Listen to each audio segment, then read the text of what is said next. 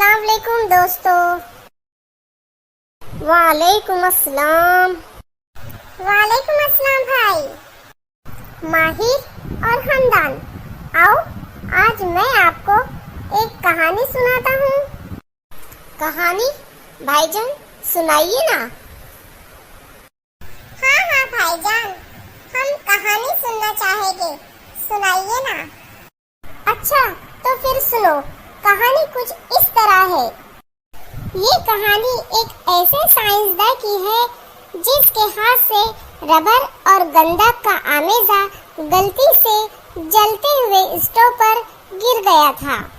Stove बुझने के बाद इसने देखा कि रबर ज्यादा सख्त और इसकी लचक कम हो गई।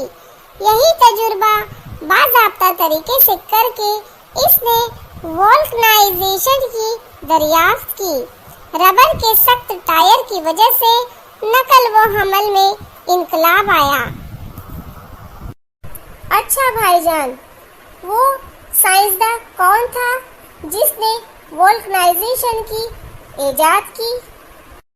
भाईजान वोल्कनाइजेशन यानी क्या, बताइए ना। माहिर, मुझे वो साइंसदान का नाम याद नहीं आ रहा है और वोल्कनाइजेशन के बारे में मैं तुमको इतना मजीद नहीं बता सकता। तो फिर क्या करें, बताइए। तो चलिए हम हमारी क्लास टीचर समीरा मैडम के पास चलते हैं, वही इसकी मुकम्मल मालूमात हमें देगी और अंदान वोल्कनाइजेशन क्या होता है हम ये भी सीख लेंगे। चलिए भाईजान, चलते हैं फिर। हाँ भाईजान, मैडम के पास चलते हैं। चलिए। ये कहानी है चार्ल्स गुडियर की। चार्ल्स गुडियर सन 1800 में न्यू हेवन में पैदा हुए थे। 33 साल की उम्र में ही इन्होंने रबर से चीज़ें बनाने की जसारत की थी। कुदरती रबर नर्म और गाढ़ा होता है। चार्ल्स गुडियर ने रबर का वल्कनाइजेशन करके उसे सख्त बना दिया। रबर में सख्ती पैदा करने के लिए इसमें गंधक मिलाना ज़रूरी होता है। रबर की सख्त टायर की वजह से नकल हमल में इनकलाब आया। आइए हम बताते हैं रबर का वल्कनाइजेशन किस तरह किया जाता है। कुदरती रबर में 3 से 5% सल्फर या गंधक मिलाया जाता है और इसे 100 से 150 डिग्री सेल्सियस पर गर्म किया जाता है।